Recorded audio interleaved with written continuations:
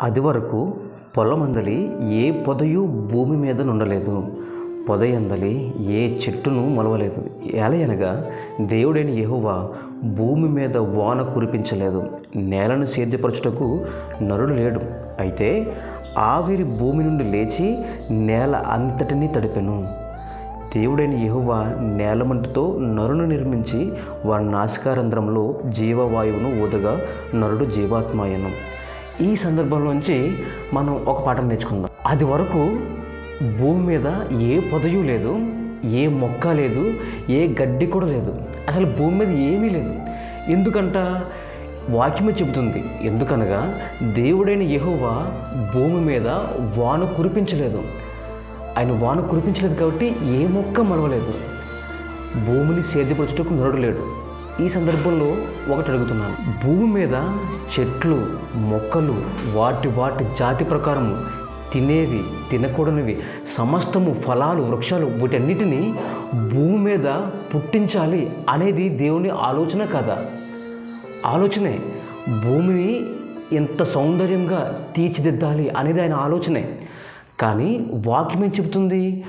భూమి మీద ఏ గడ్డి ఏ మొక్క ఏ చెట్టు కూడా అది వరకు భూమి మీద లేదు.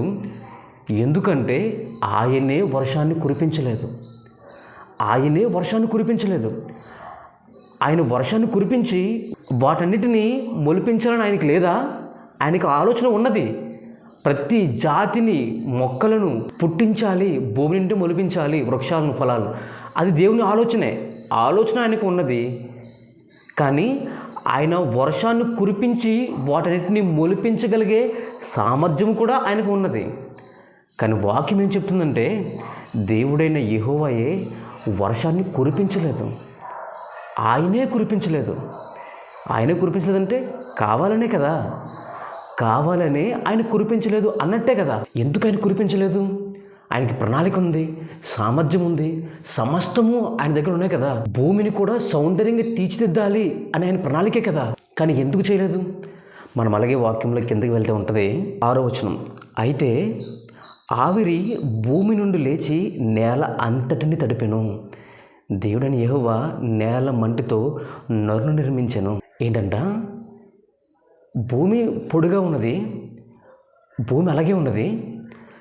భూమి లోపల నుంచి ఆవిరి పైకి లేచి నేల అంతటినీ తడిపింది. దేవుడు చాలా పలికాడు కదా. భూమి జంతువులను పుట్టించునుగాక, ఆయా జాతుల ప్రకారము పక్షులను, ఆయా జాతుల ప్రకారము వృక్షాలను చెట్లను పుట్టించుగాక అని దేవుడు పలుకగా ఆ ప్రకారం ఆయను. దేవుడు వాటన్నిటినీ పలికాడు. అదే విధంగా ఆయన భూమికి ఆర్డర్ పాస్ చేశాడా? భూమి ఆవిరి పుట్టించునుగాక, లేదా భూమిలో నుండి ఆవిరి బయటకు వచ్చునుగాక అని ఆర్డర్ పాస్ చేశాడా? లేదు కదా. ఇక్కడ అది ఏమీ లేదు. అయితే భూమి ఆవిరి పుట్టించను అని క్లియర్గా రాయబడి ఉంది 6వ వచనంలో. అయితే ఆవిరి భూమి నుండి లేచి నేల అంతటిని తడిపాను. దేవుడు ఆర్డర్ పాస్ చేయకుండానే భూమిలోంచి ఆవిరి పుట్టుకొచ్చింది. అంటే ఏంటి దాని అర్థం? దాని అర్థం ఏమిటంటే ఎర్త్కి ఆ ఎబిలిటీ దేవుడు ముందుగానే ఇచ్చాడు. అంటే భూమికి ముందుగానే ఆ సామర్థ్యాన్ని దేవుడు ఇచ్చాడు. అర్థమవుతుందా? దేవుడు భూమికి ఆ సామర్థ్యాన్ని ముందుగానే ఇచ్చాడు. ఈ సృష్టిలో చాలా వాటికి దేవుడు సామర్థ్యాన్ని ఇచ్చాడు. ఇప్పుడు పచ్చిగా ఉన్న ఫ్రూటు పండుతుంది కదా, ముగ్గుతుంది. అది ఎలా పండుతుంది? ఎవరైనా మళ్ళీ అప్పటికప్పుడు ఆర్డర్ పాస్ చేస్తున్నారా? లేదు. సామర్థ్యం ఆల్రెడీ దేవుడు ఇచ్చాడు. ఎబిలిటీ. భూమికి కూడా ఒక ఎబిలిటీ ఉంది. ఏంటా ఎబిలిటీ? ఆవిరిని పుట్టించే ఎబిలిటీ, ఒక చెమ్మను పుట్టించే ఎబిలిటీ భూమికి ఆల్రెడీ ఉన్నది. ఇక్కడ దేవుడు మనకి నేర్పించే ఒక గొప్ప పాఠం ఏంటంటే దేవుడు భూమిని ఎంత అందంగా సౌందర్యంగా తీర్చిదిద్దాలి అనుకున్నాడో, వృక్షాలు కానీ మొక్కలు కానీ గడ్డి కానీ జంతువులు కానీ వీటన్నిటిని భూమి పుట్టించింది కదా. ఎంత అందంగా దేవుడు తీర్చిదిద్దాలి అనుకున్న భూమికి దేవుడు ఆయన ముందుగానే వర్షాన్ని కురిపించి సమస్తము జరిగించలేదు. సమస్తము నువ్వు జంతువులను పుట్టించుగాక అనే ఎబిలిటీని ముందుగానే ఆయన ఇచ్చేయలేదు. ఆయన ఎప్పుడు ఇచ్చాడు భూమికి? ఎప్పుడు ఇచ్చాడంటే భూమి తనలో ఉన్న ఎబిలిటీని చూపించింది ఫస్ట్. మరలా చెప్తున్నాను, భూమికి దేవుడు ఏదైతే సామర్థ్యాన్ని ఇచ్చాడో ఆ సామర్థ్యాన్ని భూమి చూపించింది. భూమికి ఉన్న సామర్థ్యం ఏంటి? అది ఆవిరిని కలుగజేసి మట్టిని తడపగలదు. అది భూమికి ఉన్న సామర్థ్యం.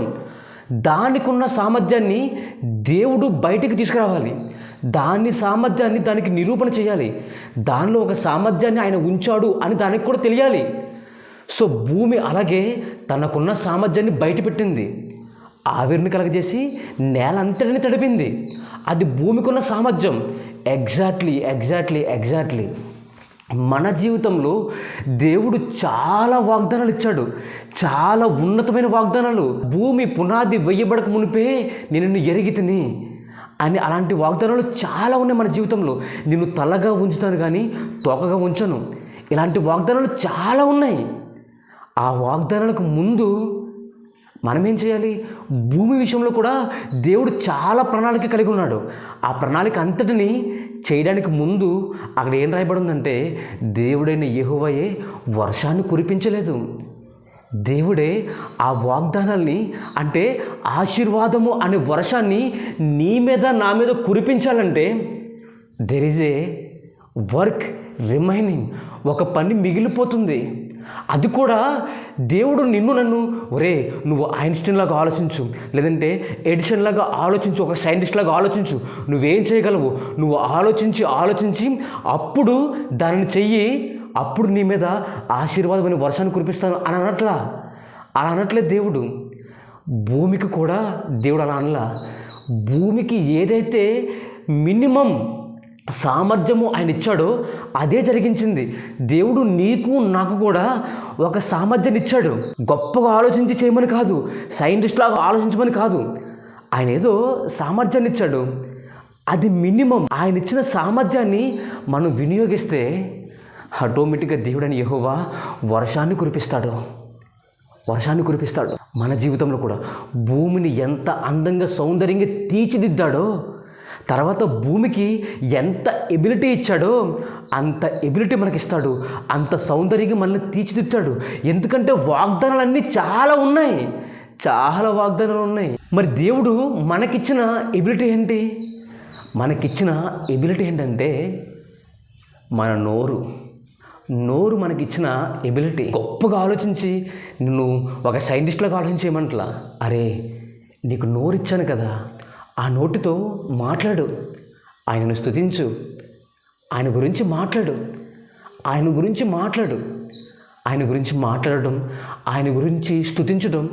ఈ శరీరమే భూమి అయితే ఈ భూమికి మినిమం ఇది చేయగలిగిన పని ఏంటంటే మాట్లాడగలదు. ఈ శరీరము మాట్లాడగలదు. ఇది మాట్లాడితే that is the first step. భూమి ఆవిరిని పుట్టించింది కదా, అది భూమికి ఇచ్చిన ఎబిలిటీ. ఆ ఎబిలిటీతో అది ఫస్ట్ స్టెప్ వేసింది. ఎప్పుడైతే భూమి ఫస్ట్ స్టెప్ వేసిందో తర్వాత అది సంపూర్ణమైపోయింది. భూమిని సృష్టించడానికి, భూమిని అందంగా తీర్చిదిద్దడానికి ఆయన 5 దినాలు పనిచేశాడు. మరి మనకిచ్చిన ఎబిలిటీతో, నోటితో మన చుట్టుపక్కల ఉన్న వారికి మనం ఆయన గురించి మాట్లాడుతూ, ఈ నోటితో ఆయనను స్తుతిస్తూ, ఆయన ఆరాధిస్తూ ఉంటే అదే కదా ఫస్ట్ ఎబిలిటీ మనకిచ్చింది. అదే కదా. ఇప్పుడు చిన్నపిల్లడు పుట్టిన వెంటనే చిన్నపిల్లోని వాడు స్విమ్మింగ్ చేయాలని, లేదంటే లాంగ్ జంప్ దూకాలని, హై జంప్ దూకాలని మనం ఎక్స్పెక్ట్ చేస్తామా? చేయము. ఏం ఎక్స్పెక్ట్ చేస్తాం? వాడు పాకాలి అని ఎక్స్పెక్ట్ చేస్తాం కదా. అలాగే దేవుడు తన బిడ్డ నుంచి ఫస్ట్ ఎక్స్పెక్ట్ చేసేది ఏంటంటే ఆయన ఇచ్చిన ఎబిలిటీనే. ఆయన ఏ ఎబిలిటీ ఇచ్చాడు? నోటితో మాట్లాడగలము మనం. ఆయన నోరిచ్చాడు. ఆయన ఏ ఎబిలిటీ ఇస్తే ఆ ఎబిలిటీనే. ఆయన నోరిస్తే నోరు, ఆయన ఏ ఎబిలిటీ ఇస్తే ఆ ఎబిలిటీతోటే మనము పని చేయాలి. ఎప్పుడైతే ఒక్క స్టెప్ మనం వేస్తామో తర్వాత మిగిలిన స్టెప్స్ అన్నీ ఆయన వేస్తాడు. భూమి ఒక్క స్టెప్ వేసింది, కానీ రిమైనింగ్ స్టెప్స్ అన్నీ ఆయనే వేయించాడు. ఎలాగా? ప్రవచనముగా పలికి, ఆయన నోటి వాకుతో పలికి చెట్లను పుట్టించుగాక, జంతువులను పుట్టించునుగాక, పక్షులను పుట్టించునుగాక, వీటన్నిటిని ఆయనే పలికాడు. తర్వాత వర్షాన్ని కూడా ఆయన కురిపించాడు. తర్వాత సాతాను మనల్ని ఎలా మోసం చేస్తాడంటే ఈ నోటిని వాడు ఉపయోగించనివ్వట్లా. ఎలా ఉపయోగించనివ్వట్లేదంటే సపోజ్ ఇప్పుడు మనకి ఫోన్లో మన వాట్సాప్ గ్రూపులు చాలా ఉంటాయి, సంఘానికి సంబంధించిన గ్రూపులు చాలా ఉంటాయి. వాటిలో ఒక మెసేజ్ వస్తుంది, లేదంటే ఒక వాగ్దానం వస్తుంది. ఆ వాగ్దానం చూసినట్టే మనం ఏం పెడతాం, ఆమేన్ అని ఏం పెడతాం, టైప్ చేస్తాం, మెసేజ్ పెడతాం. సాతాను ఏం చేస్తున్నాడు తెలుసా, నీ చేతులతో ఆమేన్ అని టైప్ చేస్తున్నాడు కానీ ఆమేన్ అని నోటితో పలకనివ్వట్లేదు. అది మనం తెలుసుకున్నామా? నోటితో పలకనివ్వట్లా. ఆమేన్ అనువాడు ఎవడు? ఆమేన్ అనువాడు ఎవరు? ఆయన అన్నాడు కదా ప్రకటన గ్రంథంలో, ఆమేన్ అనువాడును నేనే. ఆమేన్ అనువాడు నేనే. పరలోకంలో పెద్దలు దూతలు కూడా ఆమేన్ ఆమేన్ ఆమేన్ అన్నాయంట. ఆయన ఆమేన్ అనువాడు. ఆమేన్ అనువాడు యొక్క శబ్దాన్ని మనం ఎందుకు నోట్లో నుంచి పలకట్లేదు? ఎవరైనా గ్రూపులో వాగ్దానం పెడితే ఆమేన్ అని ఎందుకు మన నోటితో పలకట్లేదు ఆ శబ్దాన్ని? సాతాను ఎంత తెలివిగా మ్యానిపులేట్ చేశాడంటే ఆమేన్ అనే శబ్దాన్ని మనము పలకకుండా ఓన్లీ మన ఫింగర్స్ తోటే tick tick tick tick tick tick tick నోరు కూడా తెరవకుండా వాడు చేశాడు. అంతలా వాడు మనల్ని మోసం చేస్తున్నాడు. మనం మోసపోవద్దు. మన తండ్రి మనకి ఎబిలిటీ ఇచ్చాడు, నోటిని ఆమేన్ అని మనం పలకాలి, ఆయన గురించి మాట్లాడాలి. సాతాను ఎంత తెలివిగా మనల్ని మ్యానిపులేట్ చేస్తున్నాడో మీకు అర్థమవుతుందా? మన నోటితో మన సృష్టికర్తను, మన తండ్రిని పిలవకుండా ఆమేన్ అనేవాడు నీవే కదా ప్రభువా, ఆమేన్ అని పలికితే అది ఎంత శ్రేష్టము. అది ఆమేన్ అనేవాడు ఆయన కదా. ఆయన పేరు పలకకుండా సాతాను మనల్ని మోసం చేస్తున్నాడు. సో ఇక్కడి నుంచి మన నోటితో మన ఆమేన్ పలకాలి. ఏ వాగ్దానానికైనా tick tick tick tick tick tick అని కాదు, నోరు కుట్టేశాడు సాతాను గాడు. నోరు ఎందుకు మనకి ఆయన ఇచ్చింది? మనం ఆమేన్ అని పలకాలి. మన ఎబిలిటీ నోరే. ఏదో జ్ఞానంగా ఆలోచించి బుద్ధితో ఆలోచించి గొప్పది చేయమని కాదు ఆయన అడిగేది. మన ఫస్ట్ ఎబిలిటీ. ఎప్పుడైతే మన నోటిని ఉపయోగించి ఈ ఫస్ట్ ఎబిలిటీని మనం బయట పెడతామో ఆయన వర్షాన్ని కురిపిస్తాడు. మన కొరకు అనేక వాగ్దానములు ఆల్రెడీ సిద్ధంగా ఉన్నాయి. కానీ ఫస్ట్ వేయాల్సిన స్టెప్ మనం వేయట్లా. ఫస్ట్ స్టెప్ వేయగలిగితే రిమైనింగ్ స్టెప్స్ అన్నీ కూడా ఆయనే వేస్తాడు. ఒక్క భూమి విషయంలోనే ఆయన అన్ని స్టెప్స్ వేస్తే మరి మన విషయంలో ఆయన ఎందుకు వేయడు? ఖచ్చితంగా చేస్తాడు. చిన్న ప్రార్థన. ప్రభువా, ఈ యొక్క వాక్యాన్ని అందరి వినికిడిలో ఫలింపచేయండి, కృప చూపించండి. ఫోన్లో వచ్చే ప్రతి వాగ్దానమునకు ఆమేన్ అని నోటితో మెసేజ్ పెట్టగలిగే సామర్థ్యమునైనా అందరూ కలిగి ఉండాలి.